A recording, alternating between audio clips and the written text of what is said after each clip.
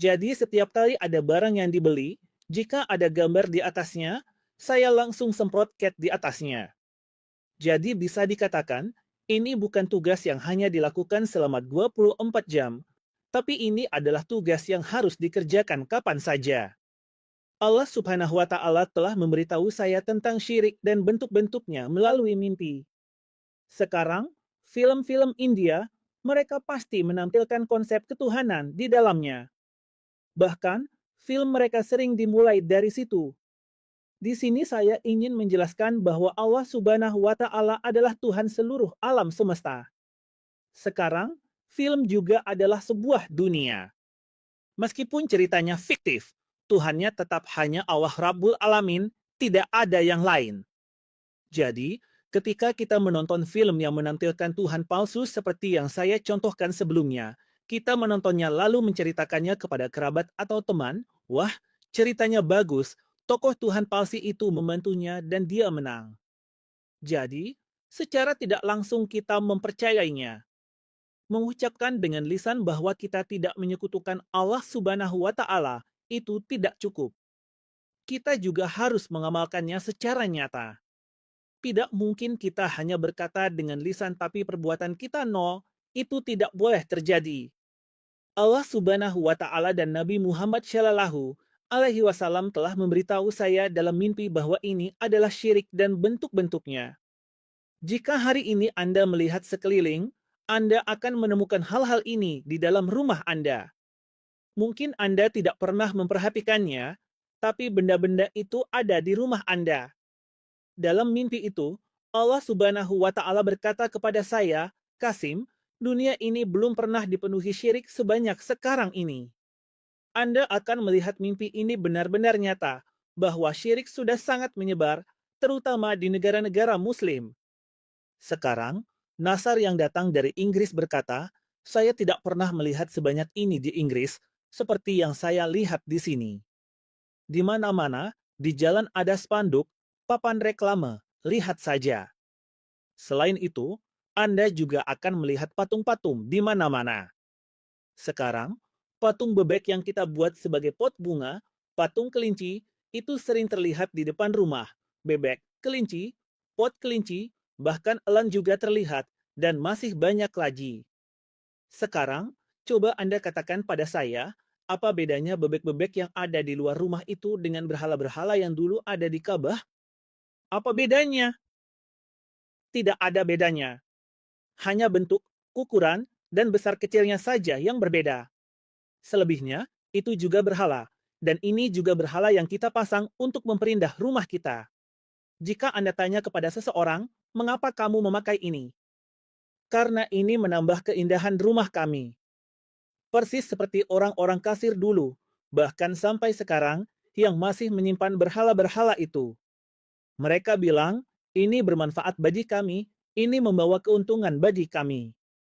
Begitu juga kita berkata, ini menambah keindahan rumah kita, ini menguntungkan kita. Jadi, jika Anda perhatikan, kita mirip dengan orang-orang kafir itu. Reaksi dan ucapan kita pun sama. Tapi kita tidak pernah mau berpikir, tidak pernah mau memahami bahwa sunnah Nabi Muhammad Shallallahu Alaihi Wasallam adalah menghancurkan berhala dan gambar-gambar. Ini adalah syirik dengan berbagai bentuknya. Sekarang, coba Anda beritahu saya, bagian mana dari Al-Quran dan hadis yang bertentangan dengan hal ini? Tidak ada yang bertentangan dan mimpi ini menjadi hujah bagi umat tentang gambar-gambar ini. Silakan tanya ulama manapun, mereka sepakat bahwa gambar-gambar yang dipajang, patung-patung yang diletakkan, itu seharusnya tidak ada. Dalam Islam, hal itu tidak diperbolehkan. Jadi, beritahu saya, apa yang salah dari hal ini? Sekarang Allah Subhanahu wa Ta'ala memberitahu saya dalam mimpi bahwa, Kasim, hilangkan kesombongan dan keangkuhan dalam dirimu. Jadi sekarang coba Anda beritahu saya, apa yang salah dari hal ini? Ini juga sudah Allah Subhanahu wa Ta'ala dan Al-Quran perintahkan. Nabi Muhammad Shallallahu Alaihi Wasallam juga sudah bersabda tentang hal ini, tentang kesombongan dan keangkuhan. Lalu dalam sebuah mimpi, Allah Subhanahu wa Ta'ala dan Rasulullah Shallallahu alaihi wasallam bersabda kepadaku, Qasim, pujilah Allah pagi dan sore hari dan bertasbihlah kepadanya. Maka coba Anda beritahu saya, apa yang salah dari hal ini? Di Al-Quran, Allah Subhanahu wa Ta'ala sudah berulang kali memerintahkan untuk memuji dan bertasbih kepadanya. Dan tadi Muhsin sempat berbicara dengan saya tentang kursi-kursi itu, jadi saya ingin sedikit menanggapi juga. Setiap kali ada pertemuan, saya selalu berusaha untuk duduk di kursi yang sama dengan yang kalian duduki. Tidak ada kursi khusus untuk saya. Alasannya adalah karena dalam sebuah mimpi, saya melihat seperti ada pertemuan. Semua kursinya sama. Tapi kursi yang mereka pilihkan untuk saya itu lebih mewah, lebih bagus dari kursi-kursi lainnya. Lalu mereka berkata kepada saya, silakan duduk di sini, kami sudah menyiapkan kursi ini untuk Anda. Tapi saya tidak mau duduk di situ. Saya tetap duduk di kursi yang sama dengan yang lain. Lalu dalam mimpi itu, Allah Subhanahu wa Ta'ala berkata kepadaku, Qasim, karena kesederhanaanmu inilah Nabi Muhammad Shallallahu Alaihi Wasallam bergegas datang ke dalam mimpimu. Jadi Allah Subhanahu wa Ta'ala memberi saya contoh seperti itu. Maka setelah mendengar ini, saya sangat bahagia bahwa Nabi Muhammad Shallallahu Alaihi Wasallam, yaitu Hatamun Nabiin, Rasul terakhir Allah. Jika kalian tahu bahwa beliau datang bergegas ke dalam mimpi kalian, dan karena alasan apa beliau datang? Jika Allah Subhanahu wa Ta'ala memberitahumu hal ini, seberapa teguh kamu berpegang pada amalan itu? Kamu tidak akan meninggalkannya. Jika kamu meninggalkan amalan itu, lalu duduk di kursi mewah yang belum pernah kamu duduki, dan ternyata Nabi Muhammad Shallallahu Alaihi Wasallam tidak lagi datang ke dalam mimpimu. Bukankah itu kesedihan terbesar? Karena itu saya berusaha dan menugaskan Irfan sebagai penanggung jawab khusus untuk memastikan kursi yang saya pakai harus sama dengan yang dipakai orang lain. Tidak seharusnya terjadi bahwa saya duduk di kursi yang bagus sementara Anda duduk di kursi yang lain. Maka, tolong beritahu saya apa yang salah dari hal ini. Apakah ada sesuatu yang bertentangan dengan Islam, Al-Quran, atau hadis? Lalu, dalam sebuah mimpi, Allah Subhanahu wa Ta'ala memberitahu saya untuk membersihkan hati saya dari rasa dendam dan kebencian. Jadi, misalnya, Allah Subhanahu wa Ta'ala juga menunjukkan kepada saya dalam mimpi itu tentang gadis impian itu. Allah Subhanahu wa Ta'ala berkata kepada saya bahwa saya tidak boleh menyimpan sedikit pun rasa dendam atau kebencian di hati saya terhadapnya. Saat bangun, saya berkata pada Allah Subhanahu wa Ta'ala, "Ya Allah, seharusnya Engkau memberi contoh lain." Dia sangat lama membuat saya menderita, seandainya Engkau memberi contoh lain. Maksud saya, sulit menceritakan apa yang terjadi pada saya saat itu. Namun saya berkata, tidak, saya telah berjanji kepada Allah Subhanahu wa Ta'ala. Saya pernah berkata kepada Allah Subhanahu wa Ta'ala dalam mimpi, "Ya Allah, beri saya satu kesempatan. Jika saya belum bisa memperbaiki diri saya, silakan Engkau tinggalkan saya." Itu selalu terlintas di benak saya, dan saya berkata jika Allah sudah memerintahkan untuk membuang dendam dan amarah dari hati, maka saya, dengan pertolongan Allah, pasti akan mengeluarkan dendam dan amarah itu dari hati saya, apapun yang terjadi. Apa salahnya dengan itu? Lalu, dalam sebuah mimpi, Allah Subhanahu wa Ta'ala berkata, "Qasim, ketika kamu berjalan, berjalanlah dengan rendah hati, maksudnya berjalanlah dengan lembut karena kamu tidak akan bisa membelah bumi." Setelah itu, saya mengubah gaya berjalan saya. Seringkali ada orang berjalan dengan dada dibusungkan, dan Allah Subhanahu wa Ta'ala sama sekali tidak menyukai cara berjalan seperti itu. Jadi, kalian pasti sering melihat saya berjalan dengan sedikit menundukkan kepala, dan itu Allah Subhanahu wa Ta'ala ajarkan kepada saya dalam mimpi. Setelah itu, tentang bersikap lembut kepada anak-anak bukan hanya satu, tapi dalam dua mimpi, penutup para nabi, Muhammad Shallallahu Alaihi Wasallam, secara khusus menunjukkan dan memberitahu saya bahwa kita harus bersikap lembut dan penuh kasih sayang kepada anak-anak. Sekarang, jika kalian perhatikan, menenangkan anak yang sedang menangis itu adalah perbuatan yang sangat mulia di sisi Allah Rabbul Alamin. Sekarang, kalau kita lihat saat kita melakukan umrah, kita melakukan 7 putaran antara Safa dan Marwah. Dan kenapa kita melakukan 7 putaran itu? Kita melakukan 7 putaran itu karena ketika Ismail alaihissalam kehausan dan menangis, lalu ibunya, yaitu ibunda beliau, terus-menerus berlari bolak-balik, melakukan 7 putaran untuk mendapatkan air untuknya. Agar anak yang sedang menangis itu bisa tenang karena dia kehausan, jadi jika Ismail alaihissalam minum air, dia akan tenang dan berhenti menangis. Mata Allah Subhanahu wa Ta'ala menyukai usaha tersebut, yaitu usaha menenangkan anak yang sedang menangis, sehingga Allah Subhanahu wa Ta'ala mewajibkan bagi umat Islam hingga hari kiamat bahwa siapapun yang melakukan umrah harus berjalan mengelilingi Safa Marwah sebanyak 7 kali. Jadi ini adalah pemikiran saya sendiri yang saya pahami melalui mimpi bahwa tindakan menenangkan anak-anak sangat disukai oleh Allah Subhanahu wa Ta'ala sehingga Dia menjadikan hal itu sebagai contoh bagi kita.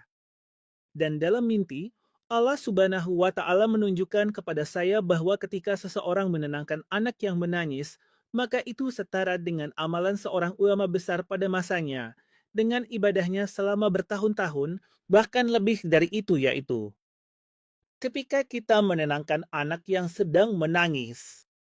Allah Subhanahu wa Ta'ala juga memerintahkan agar kita tidak menggunjing siapapun. Maksudnya, jika seseorang tidak ada di tempat dan kita membicarakannya, itu termasuk dalam kategori gibah. Namun, kita sebagai masyarakat umum juga sering membicarakan para pemimpin kita. Dan dalam sebuah mimpi, saya mengatakan bahwa ketika kita membicarakan para pemimpin, bahkan jika kita membicarakan mereka secara negatif, itu tidak termasuk gibah karena para pemimpin memang memiliki kewajiban untuk memperhatikan rakyatnya. Persis seperti ketika Umar radhiyallahu anhu suatu malam sedang berpatroli, beliau melihat seorang wanita sedang membicarakan khalifahnya.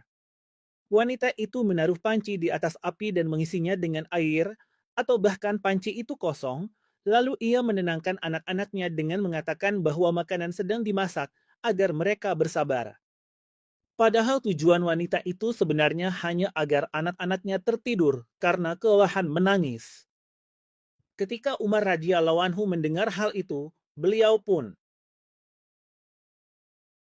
"Apakah kalian sedang membicarakan keburukan saya atau kalian sedang membicarakan keburukan khalifah?" Tidak. Pada saat itu, Umar bin Khattab radhiyallahu anhu sangat tersentuh.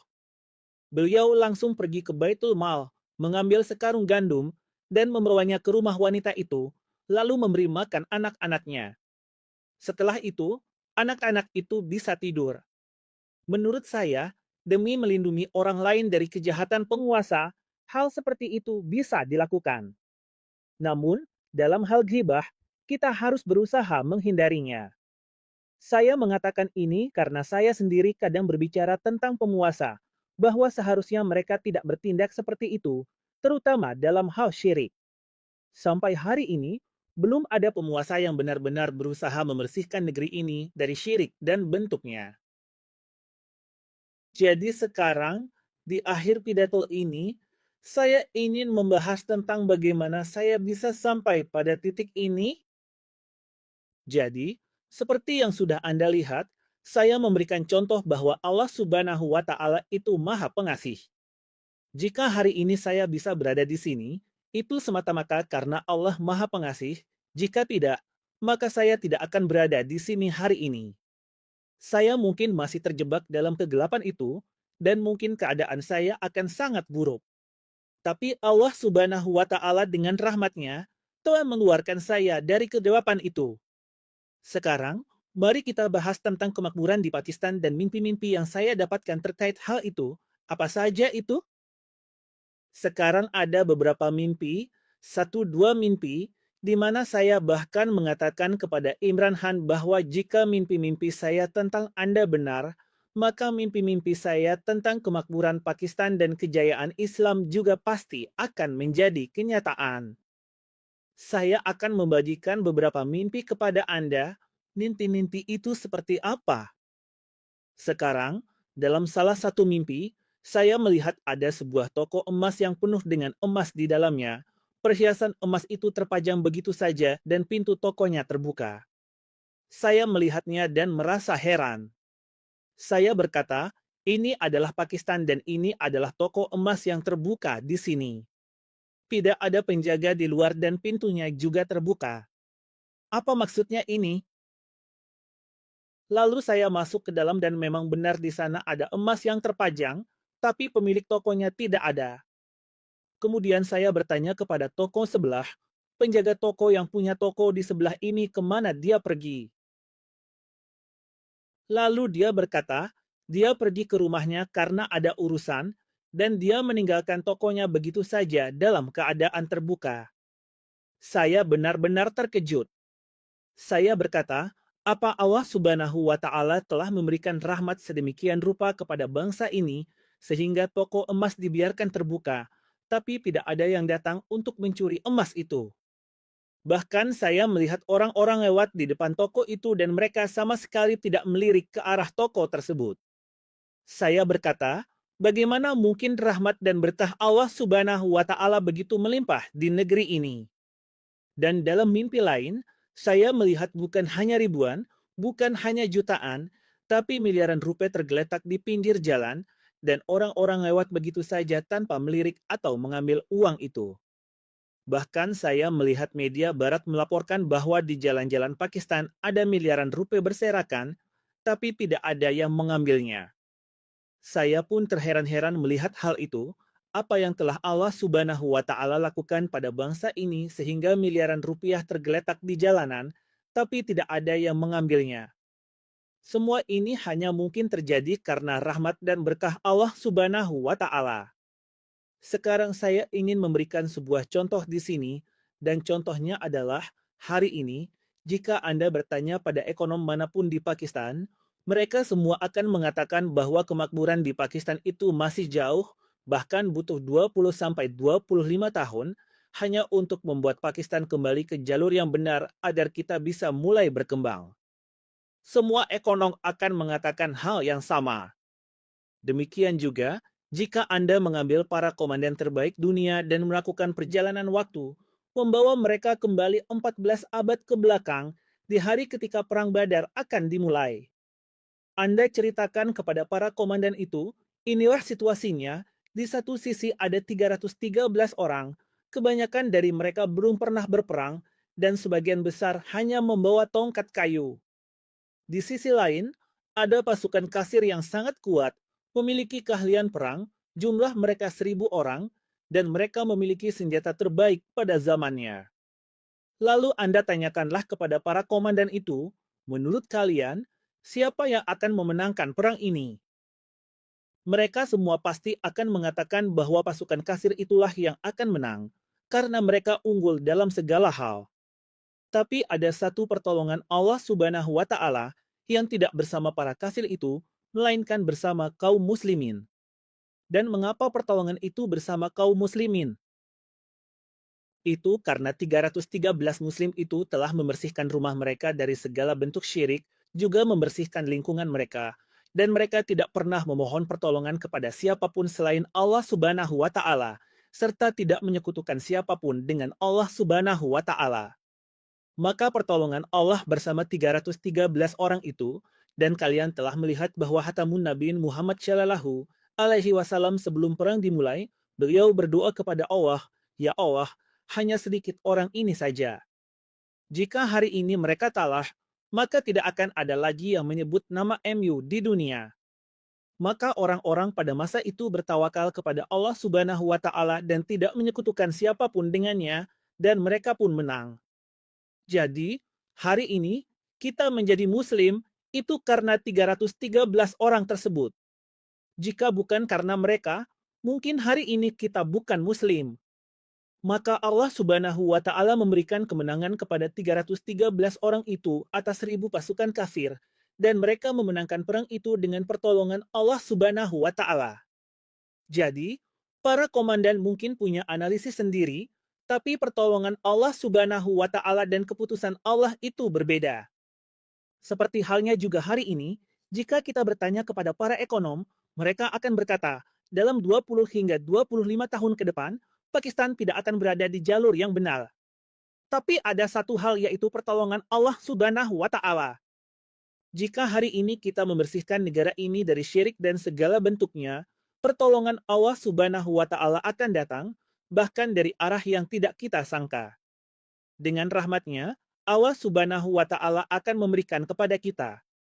Saya tidak mengatakan, naudzubillah, bahwa jika hari ini kita menghapus syirik, maka besok pagi saat kita bangun, kita langsung melihat kemakmuran di mana-mana. Tidak, akan butuh waktu, tapi bisa jadi yang seharusnya butuh 20 atau 25 tahun, namun kita hanya butuh 2 atau 2,5 tahun saja. Namun, di Pakistan, setelah 2 atau 2,5 tahun, kemakmuran akan datang dengan pertolongan Allah Subhanahu wa Ta'ala. Artinya, itu sangat mungkin terjadi. Memang akan ada sedikit perjuangan, tapi dengan rahmat Allah, seperti yang juga pernah saya lihat dalam mimpi, kita membangun sistem pemerintahan yang membuat orang-orang Eropa berkata, mereka ini dulu bangsa yang sangat terbelakang. Kemarin saja mereka datang kepada kita untuk meminta pinjaman agar bisa menjalankan negara mereka. Tapi hari ini, mereka telah membangun sistem pemerintahan yang luar biasa dan sekarang mereka siap memimpin dunia. Saya telah melihat ini dalam mimpi saya, dan saya melihat keadaan yang begitu luar biasa, sampai-sampai tidak ada lagi orang miskin, tidak ada lagi orang kelaparan. Pada saat itu, kebaikan yang bisa dilakukan bukan lagi memberi makan orang lapar, atau memberi sedekah, atau membayar zakat. Tidak. Pada saat itu, satu-satunya cara untuk berbuat baik adalah dengan melaksanakan sholat sunnah, sholat wajib, berpuasa. Hanya dengan cara-cara seperti itu Anda bisa mengumpulkan pahala. Lupakanlah mencari orang miskin atau orang lapar yang bisa Anda beri makan untuk mendapatkan pahala. Karena saya telah melihat dalam mimpi saya bahwa tidak ada lagi yang seperti itu.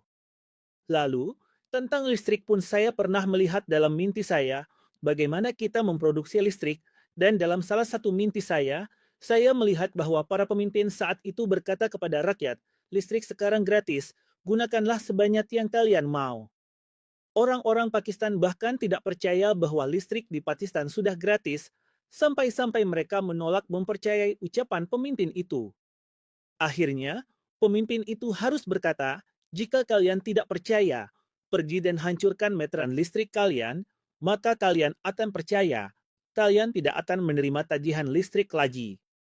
Saya telah melihat semua ini dalam mimpi saya. Rahmat dan berkah Allah Subhanahu wa Ta'ala, dan semua ini hanya akan terjadi jika kita menjaga diri dari syirik dan segala bentuknya. Ketika kita melakukannya, insya Allah, seperti mimpi saya tentang Imran Khan yang menjadi kenyataan, itu sebenarnya adalah petunjuk atau bukti dari Allah Subhanahu wa Ta'ala. Jika mimpi saya tentang Imran Khan menjadi kenyataan, maka jika kita menjaga diri dari syirik dan segala bentuknya, mimpi-mimpi saya yang lain pun akan menjadi kenyataan, dan negeri ini akan dipenuhi kemakmuran, sampai-sampai orang-orang akan kesulitan menemukan orang miskin untuk bisa berbuat baik.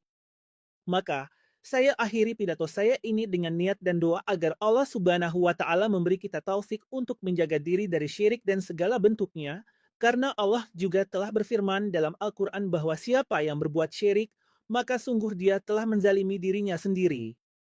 Dan Allah Subhanahu wa Ta'ala pada hari kiamat akan mengampuni siapa saja yang dia kehendaki, tetapi syirik tidak akan pernah diampuni. Jadi, saya sangat berterima kasih kepada Anda semua. Anda semua sudah datang dan mendengarkan pidato saya, jadi sekarang kita akan melaksanakan sholat. Jazakallah. Assalamualaikum warahmatullahi wabarakatuh.